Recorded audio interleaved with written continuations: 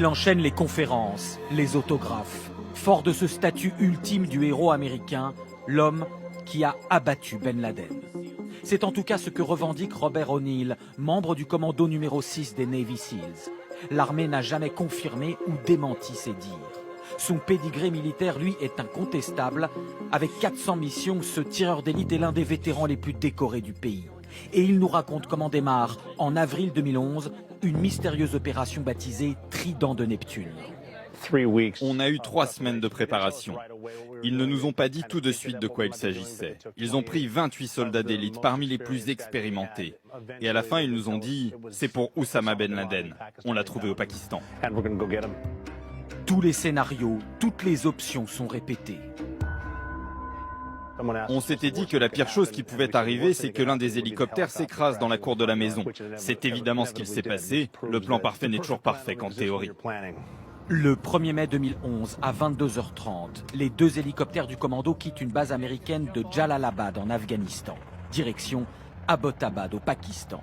À 11 000 km de là, à Washington, Barack Obama, Joe Biden, la CIA et l'équipe de la Maison-Blanche suivent tout en direct.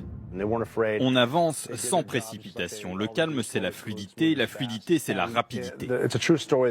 Et ce que je vais vous raconter est totalement vrai. La femme qui a localisé Ben Laden, c'était une femme de la CIA, nous avait prédit « Dans les premiers escaliers, vous tomberez sur Khalid Ben Laden, le fils d'Oussama, âgé de 20 ou 21 ans. » Et c'est exactement ce qu'il s'est passé. Il était armé, on l'a tué. Les Américains parviennent alors au 3e étage. J'ai pivoté à droite et là se tenait Oussama Ben Laden, à 1 mètre. Il avait les mains sur les épaules de sa femme, Amal, et la poussait vers moi. Je me suis dit qu'il portait un gilet explosif. Je l'ai reconnu tout de suite. Il était plus grand que je l'avais imaginé. Sa barbe était grise, mais c'était son nez, c'était lui, c'est sûr. Il ne se rendait pas, il allait se faire exploser. Alors je lui ai tiré 2 fois dans la tête. Il s'est écroulé et j'ai tiré une 3e fois pour être sûr.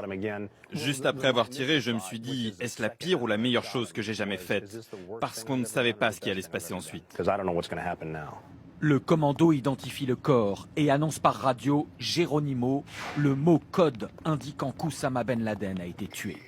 Et là, je vois un petit garçon de 2 ans, un autre fils de Ben Laden. Et c'est le moment où les émotions humaines reviennent. Car en tant que père, je vois ce petit gamin de 2 ans et je me dis qu'il n'a rien à voir avec tout ça. Alors je veux le réconforter. Je le mets à côté de sa mère sur le lit, pendant que les autres Navy Seals entrent dans la pièce. Avec un hélicoptère de rechange, les Américains emportent la dépouille du terroriste le plus recherché de la planète. Après d'autres identifications, son corps sera immergé depuis un porte-avions en mer d'Arabie. Comme ses camarades, Robert O'Neill ne pensait pas revenir vivant de l'opération. Je n'ai pas vraiment eu peur, j'avais juste la conviction que nous mourrions sans doute cette nuit-là. Mais ça en valait la peine car c'est notre boulot et ce mec n'avait pas seulement attaqué les États-Unis mais toute notre civilisation occidentale. Dans la foulée, en pleine nuit, Barack Obama prend la parole, déclarant au monde entier « Justice has been done. Justice a été rendue ». Sa plus emblématique mission accomplie, Robert O'Neill prendra sa retraite de l'armée l'année suivante.